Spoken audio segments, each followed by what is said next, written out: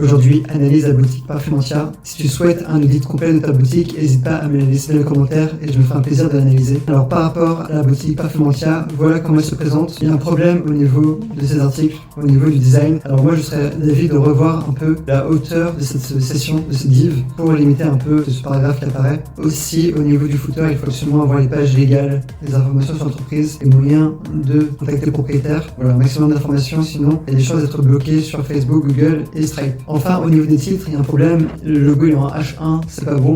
On devrait avoir un grand titre H1 qui présente les produits de la boutique. Ici, on a des H3, donc voilà, c'est pas mal. Et ici, on a encore un H2, donc c'est pas mal. Voilà, il manque juste un H1 clair et qui soit pas à la place du logo. Enfin, c'est super important d'avoir un taux de scroll super faible. Donc, dans ce cas de figure ici, je ferai rapidement quand même un appel à l'action.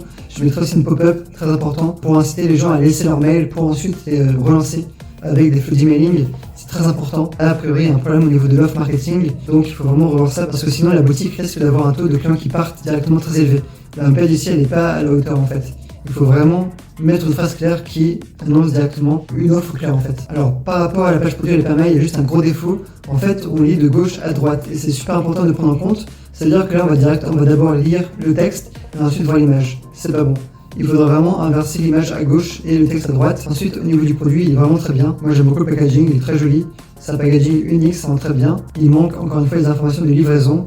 Aussi, ce bouton share n'est pas nécessaire, faudrait mieux le retirer. Ces sessions sont pas nécessaires, faudrait les retirer au niveau du Shopify. Et si on est simplement dans le style du checkout, c'est pas nécessaire, ce serait mieux d'avoir des avis. Enfin, la description, j'aurais quand même tendance à essayer de la raccourcir au maximum et d'être beaucoup plus direct. Aussi, attention aux false claims, le site est blindé de false claims.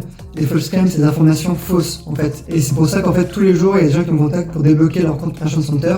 Parce que leur compte Merchant Center saute et il est bloqué. J'ai même une offre spécialement pour débloquer votre compte Merchant Center. Maintenant, par rapport à la page à propos, encore une fois, il y a trop de blabla. Moi, je mettrai des photos quand même, beaucoup plus de photos pertinentes. Les images, c'est super important de bien choisir les images. Là, par exemple, cette image, c'est juste pas possible. 1, elle est pixelisée. 2, elle veut rien dire. Moi, ce que j'aimerais voir, c'est voir les produits dans les boutiques physiques, super important. Voir que, voilà, il y a un réseau de distributeurs. Voir qui sont derrière la marque. Attention aussi aux images génériques. Ça, par exemple, ça se voit que c'est une image qui vient d'une banque libre de droit. C'est tout pour cette petite vidéo. Si tu souhaites un audit de ta boutique, n'hésite pas à me la laisser dans les commentaires et je me ferai un plaisir de l'analyser.